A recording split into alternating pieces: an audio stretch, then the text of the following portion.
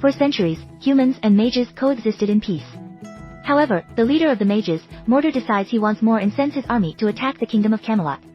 Hundreds of mages together with giant war beasts launch a very aggressive attack, and no matter how hard they fight, Camelot's defenses aren't strong enough. Prince Vortigern, who seems to feel dizzy for being close to magic, tells his brother King Uther that they should surrender, but Uther refuses. With his legendary sword Excalibur in hand, he meets face to face with Mordred, and the power of the sword is enough for Uther to defeat his enemy later. Luther and his council have a meeting about what they should do with the mages. Sir Bedivere and Sir William remind Uther that the mages aren't bad people. Mordred had only been a bad leader and now he's gone. After all, it was Mage Merlin who gave Uther the sword, and Vortigern himself studied with the mages a few years ago. Uther sees their point and agrees to drop all kinds of aggression against the mages, which Vortigern doesn't approve of. In the middle of the night, Vortigern tells his men to get ready and takes his wife to a secret underground room in the castle to sacrifice her to the moat hags in exchange for power as Vortigern's soldiers begin taking over the castle. Luther rushes to wake up his wife and his son Arthur in order to escape through the docks. However, a demon knight finds them and kills the couple while the baby escapes on a boat that the river takes all the way to Londinium. The boat is found by Lucy and her fellow called girls, so little Arthur grows up in a bawdy house thinking he's the son of one of the working ladies. While Vortigern takes over the throne, Arthur is bullied by the other kids in the neighborhood. Thus, he asks Kung Fu Master George to teach him how to fight. Arthur begins developing his stealth smarts and defends the call girls from aggressive customers while getting involved with the local crime scene and saving the money. Makes in a secret spot on the wall. By the time he becomes an adult, Arthur is the neighborhood crime boss, yet he still suffers from nightmares that show him the demon knight and the dying woman on the docks. Meanwhile, Vortigern rules over the kingdom cruelly and puts most of his resources into building a giant tower. One morning, he discovers all the water surrounding the castle has receded, and this has revealed the location of Excalibur, which is stuck on a rock. The soldiers are fighting over it, but nobody seems to be able to take it out. Worried about the implications, Vortigern visits the moat hags again to remind them he sacrificed loved one to get power and that there shouldn't be obstacles. The hags explain that balance is inevitable. If one side of power grows, so must the other. If he wants to stop the sword, he must find Arthur and finish him back to Arthur. He surprises Lucy with some money he took from the last man that hit her. Lucy's impressed because that man had been a Viking and his people can be quite dangerous. At that moment, Jack and a bunch of royal guards show up at the bawdy house looking for a rebel that attacked the king's barge. Arthur isn't a fan of the king, but he doesn't want to put his beloved ladies in danger. So when he finds William hiding in the body, he hands him over to the guards.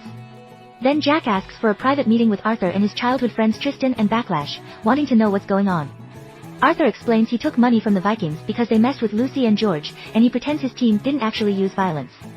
Jack also asks about the graffiti the neighborhood kids have been painting all over town announcing the return of the born king, but Black promises he's already told his son Blue he must stop. Obviously, Jack doesn't believe a single word and asks Arthur to be more careful because the Vikings are under the protection of the king a few days later. Vortigern checks on his guard Mercia about the sword, but unfortunately nobody in the royal army has been able to retrieve it. Mercia is worried because every day the rebels get stronger and the people dislike Vortigern more and more. Vortigern asks Maggie, a lady of the king's court, about the opinion of his people not knowing. Maggie secretly works with the resistance and lies when she tells him the people love their king. Satisfied by this answer, Vortigern orders Mercia to concentrate on finishing the tower in the middle of the night. Arthur is woken up by his friends, who warn him the royal guards are coming for him. Arthur tries to escape, but the guards capture him on the streets and take him back to Camelot. At the harbor, there's a huge line for the test, so Arthur cuts in to avoid more waiting. As soon as Arthur grabs the sword with both hands, the entire kingdom begins shaking and the runs on the sword glow. To everyone's surprise, Arthur takes the sword out of the rock, but the power overwhelms him so much that he passes out. Later, Arthur wakes up in a cell with Vortigern. The king explains that the sword proves Arthur is Arthur's son, but Arthur denies it, saying he's just a call girl that doesn't want anything. However, Vortigern has already sent his men to investigate the body, house, and found Arthur hidden money, which means he does have ambition and he's a threat to Vortigern's throne. Meanwhile in the rebels' hideout, Rubio brings a mage to see Bevier. This mage has been sent by Merlin to be Arthur's guide, but she needs Behavior's help to get to the castle. Moments later, all the people in Camelot gather around the castle to see the born king. Vortigern wants to use this chance to get their respect through fear and Arthur must play along. If he doesn't surrender the power to Vortigern, then his guards will kill Lucy. When they appear in front of the public, Arthur is given the chance to grab Caliber and defend himself, but Arthur turns it down to protect his working girls. Arthur's called the disruptor of peace and he shall die for the sake of the kingdom. When the guards are about to kill Arthur, the mage sends an eagle to stop the guards and makes all the horses and dogs go crazy. The crowd begins running away in. The guards concentrate on protecting the king, giving Behavior and the rebels the chance to rescue Arthur and retrieve Excalibur. As the working girls take the chance to escape, Arthur runs away with the rebels and the mage while fighting the guards in the middle of the chaos. 2 rebels are killed in the process, but this allows the group to get away safely by jumping into a river. Eventually they reach the rebels' hideout where Arthur is surprised. William escaped arrest and is here too. Behavior and William explain that Arthur's neighborhood has been torched and he can't go back. They also want to see what he can do with the sword. Arthur pretends he doesn't want to fight before he begins to easily beat some rebels up. When it's William's turn, Arthur grabs Excalibur with both hands and his mind fills with visions causing him to pass out again. Hours later, Arthur is woken up by the usual nightmares because the mage is doing a ritual to understand the sword. This time the nightmare shows his younger self handing the sword. Brother, which explains the scars he's always had on his hands. The mage tells him he's resisting the sword and Arthur denies it, saying he isn't the legendary king they want. However, he accepts to give this a chance when the Major points out she can get rid of the nightmares.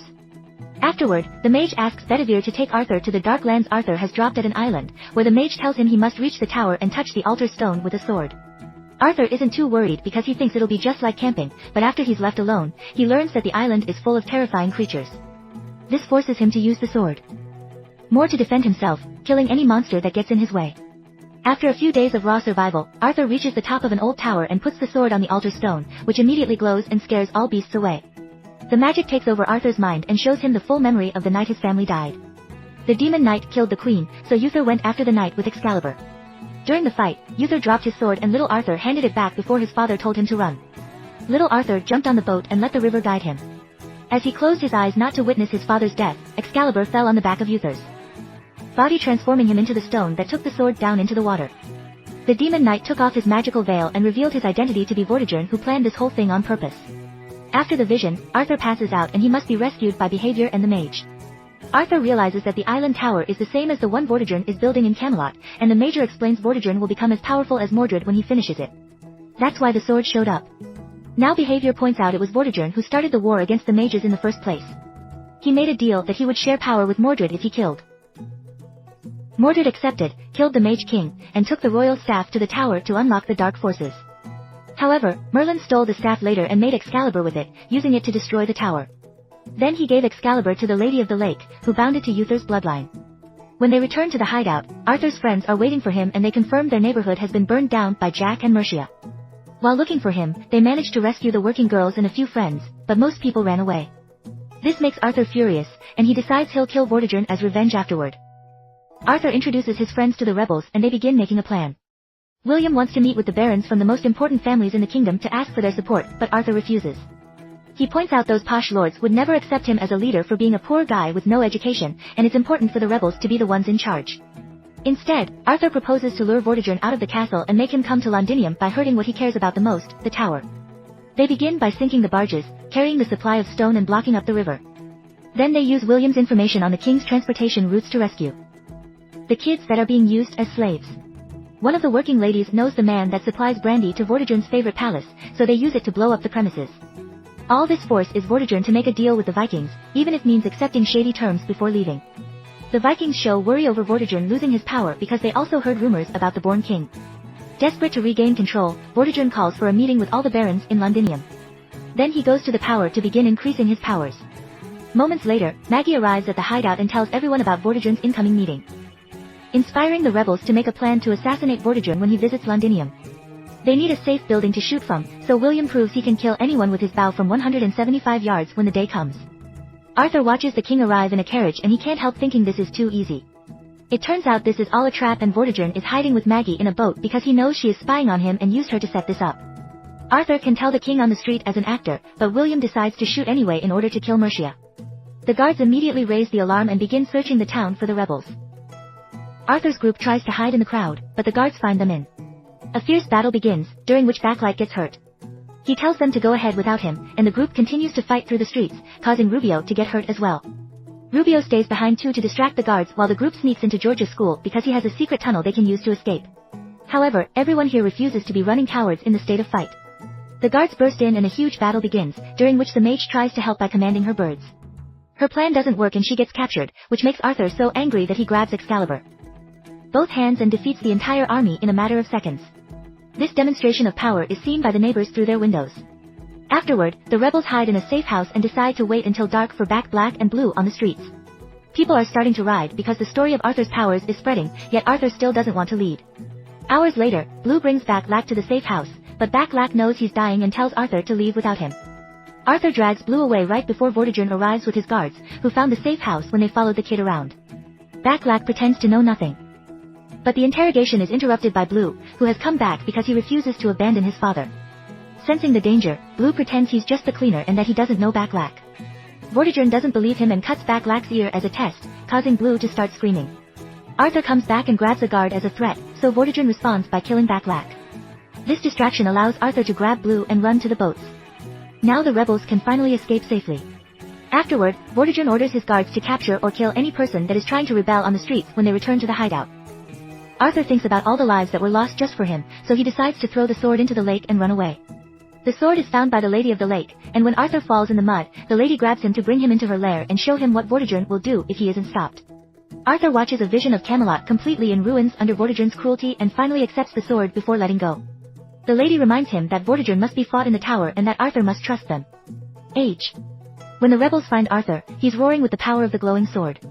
Meanwhile, Vortigern captures Rubio and hurts him until he gives up information. Moments later, Arthur learns that riots are spreading all over the country in his name. Arthur announces he's ready to just barge in and take over the castle. So the rebels return to the hideout to get ready. Sadly, they find a massacre waiting for them and a royal guard with a message from Vortigern. Arthur must go to the castle before dark or they'll kill Blue in the mage. The one that goes to the castle is Behavior because he wants to check it's true the hostages are alive. Vortigern accepts to exchange Excalibur for the mage and to wait for Arthur until morning once the mage reunites with the rebels, who decides it's time to awaken what is inside Arthur. She summons a snake that bites Arthur's neck, and its poison makes him able to see all the magical creatures that hide in nature. The mage also promises this poison will protect him later. A few hours later, Arthur arrives at the castle while the mage makes her eagle drop. A snake inside Arthur is taken to see the king, but when Vortigern is about to kill his nephew, he notices the snake on a pillar. Vortigern kills the snake and accidentally gets the sword stuck in the stone, so now he can't take it out. At that moment, the mage sends a giant snake into the castle and the beast kills all the guards while Arthur retrieves Excalibur in the streets. The rebels rescue all the prisoners to inspire them to restart the riots. Vortigern wants more power and the hags remind him there's a price for it. Seeing no other choice, Vortigern looks for his daughter and kills her as he cries in agony. Then he takes the body to the hags and becomes the Demon Knight again. Outside, Arthur battles any guard that gets in his way and easily defeats them thanks to the power of his sword. The guards are so scared that they drop their weapons to let him pass. While the rebels arrive to take over the castle, Arthur enters the tower. And Excalibur reacts to the magic there. Arthur is teleported to the top of the tower, where Vortigern is waiting and a fierce battle begins. Thanks to his sacrifice, Vortigern is extremely powerful and beats Arthur up in minutes. When Vortigern announces the sword as is now, the poison kicks in and makes Arthur have one last vision. This time Arthur doesn't close his eyes when Uther dies and grabs the sword before it sinks into his father's body. Luther tells Arthur the sword as is now. And Arthur wakes up finding Excalibur glowing with power. Arthur immediately grabs it and fights Vortigern again with much better control of the sword's powers. Vortigern is hit over and over and Arthur finally manages to kill him. As he points out, he became who he is thanks to Vortigern and sending him to the streets in the first place. To make his point more ironic, Arthur even kisses Vortigern's hand. Then he activates Excalibur's magic to make the entire tower crumble. The next day the kingdom says goodbye to all the lives lost during the war. Afterward, Arthur shows his team the round table he's chosen for their meetings and asks Bedivere to knight his friends. Lastly, William himself knights Arthur, making him the official king sometime later. The Vikings show up to ask for their part of the deal, threatening with war if they don't get what they want. Arthur isn't intimidated and reminds them of his power, causing the Vikings to kneel and accept him as the new king of England and an ally. At the end of the day, Behavior crowns Arthur in front of a huge crowd and Arthur raises his sword as he swears to protect his people. Make sure to subscribe and turn on notifications so you can watch more videos like this. Thanks for watching.